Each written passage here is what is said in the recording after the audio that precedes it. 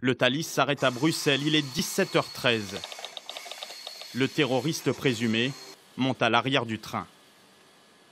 Mais alors que le Thalys vient de passer la frontière, dans la voiture 12, le terroriste présumé se rend aux toilettes, un sac sur le dos.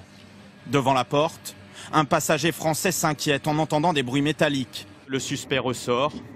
Il est torse nu, armé d'une kalachnikov.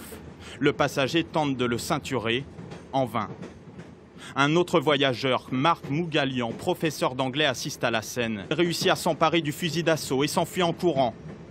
Mais le terroriste présumé sort un pistolet automatique et lui tire dans le dos. Marc Mougalian est grièvement blessé. 2 militaires américains parviennent finalement à le maîtriser. 2 passagers sont blessés dans la lutte. Originaire de Tétouan au Maroc, Ayoub El Razani a vécu 7 ans en Espagne avec sa famille. Le Marocain de 26 ans nie toujours toute intention terroriste. Il assure avoir trouvé une kalachnikov dans un parc à Bruxelles où il dort étant SDF. Une arme dont il voulait se servir pour braquer les passagers du Thalys.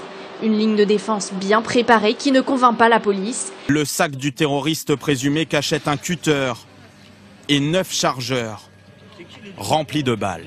2013 interpellé à plusieurs reprises pour trafic de drogue, il attire l'attention des services de renseignement espagnols, car à l'époque il fréquente les mosquées les plus radicales du quartier, des lieux de prière considérés comme un point d'entrée des djihadistes en Espagne.